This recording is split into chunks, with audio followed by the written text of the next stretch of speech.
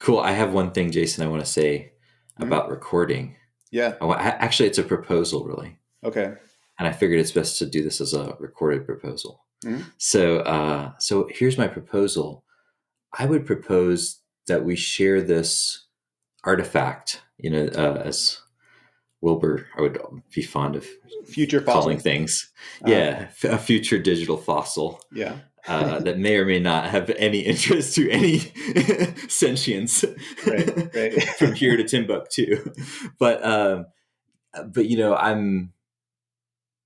I just have the sense that sharing things openly with kind of high permissions, Mhm. is a good idea, because then people can choose to do with it what they will, instead of creating these kind of like closed proprietary kind of, Yeah.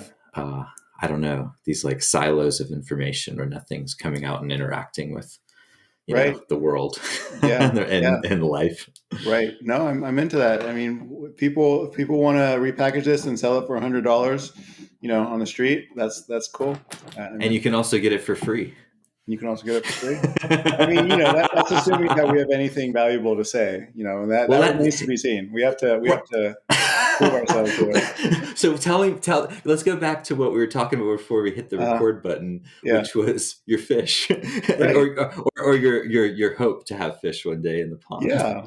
Well, I Homestead update. right. Well, it was December, and I was getting antsy and kind of wanting to do something with my body, and so I started digging a hole in the ground, and it happened to be a place where water likes to accumulate, and I just kept digging day after day for an hour or two a day for about a month, and now I have a pretty big ass pond. I mean, it's not very deep right now. It's only about a foot deep, maybe a foot and a half in some areas. So it needs to get deeper, and digging it deeper is going to be tough, but we'll see. But I do want to get fish. I want to probably get bass Hmm. bluegill, which is a pretty Yeah, good yeah. kind of pretty good fish for this area. And I would like to be able to kind of farm our own fish sustainably.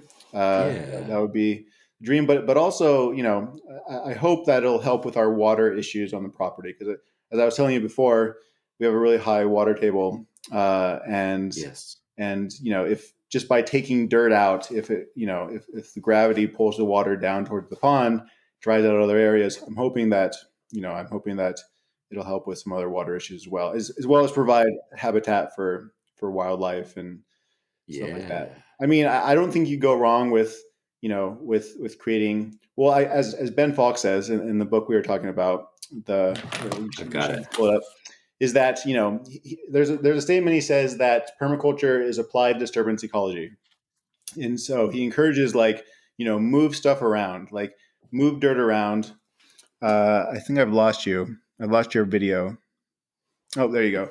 Like, move dirt around, create topology, uh, ecosystems, complex ecosystems like niches. They like variation. A big flat field doesn't do much for complex ecology. But if you have a lot of little ridges and mounds and swales and ponds, a lot of the little creatures can find habitat, and hopefully, encourage, more ecological habitat. So that's also part of it as well. But I also just want fish, and I want to be able to like catch my own fish too, eventually. That's so that's so awesome. Two things are coming to mind, and one is another idea in Ben's book, but the first one was just thinking about my grandparents' um, home, and they have a pond there that's just stocked, and it has been Yeah, for a long time. that's awesome. And like no one's really fishing it much. Uh A huh. couple neighbors come, and my grandfather, is like had Yeah. given them permission to, but it's really like stocked full. Mhm. So anyway, I remember growing up and fishing in the pond, and from Yeah. time to time catching those Nice. kind of fish. Yeah, it's pretty It's. cool. I'm imagining it's a good memory.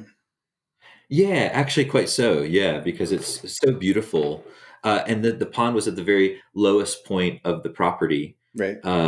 and was, I think, dug out prior to them moving there in the early '80s. Okay. So it was Mhm. it was an original kind of feature of the land when they first moved there, Right. and yeah, it's been great. It's been a great thing to just know that we have this huge thing of fish Yeah. down the way, just Right. down walk. Right. It's like a 10-minute, 5-minute to 10-minute walk Right. from the Right. house.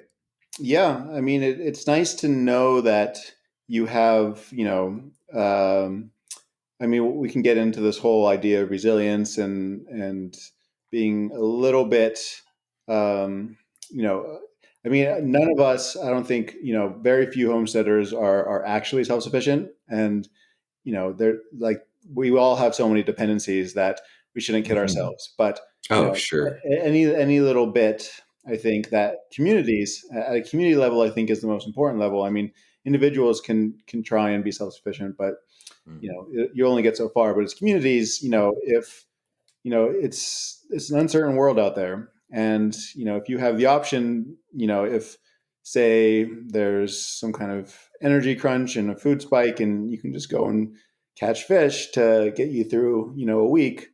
That's Right.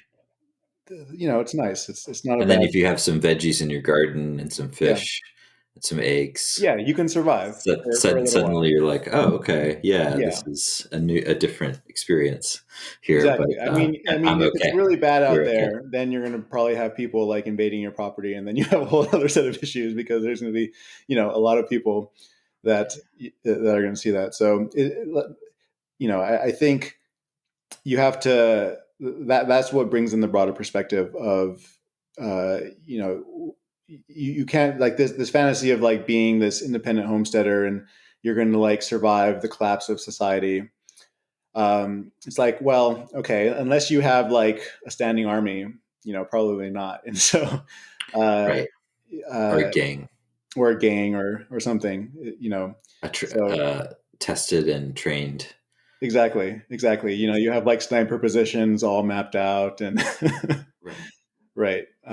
So Have you been working on that in addition to the pond, or just mostly the pond? I mean, if I'm being honest, it crosses my mind, right? Like, there's a house across from us, and like they're up on a hill, and they have like perfect position. Like, if somebody like wanted to snipe us with like a sniper rifle, like we're so vulnerable, and that crosses my mind at least once a week. It's like, wow, like Time to bring some eggs to the maybe house. maybe if I deliver eggs regularly to them, they won't snipe me. Regular offerings to the Exactly, local. to the local warlord. Yeah. Hey, I mean, yeah. cushy post apocalypse. Right, exactly.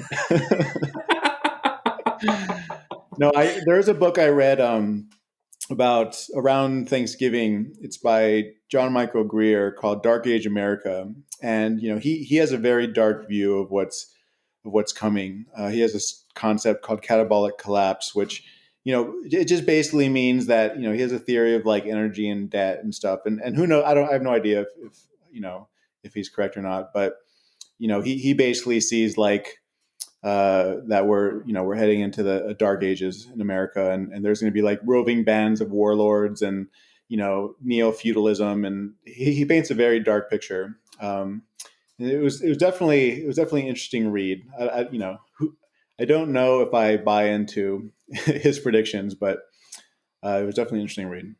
Mm. Interesting.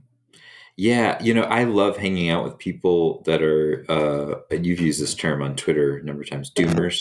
Yeah. Oh, there's my son. Hold on one sec.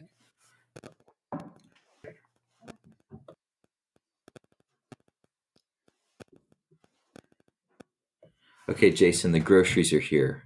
I'm Oh, gonna have okay. to go grab the groceries real quick. How about we stop for a sec and then we'll That come sounds back good. to recording? Does that sound Perfect. I'll chill. cool? This has been a good part one. Yeah. A little random, but it's good. Hey, it's a warm up. Yes.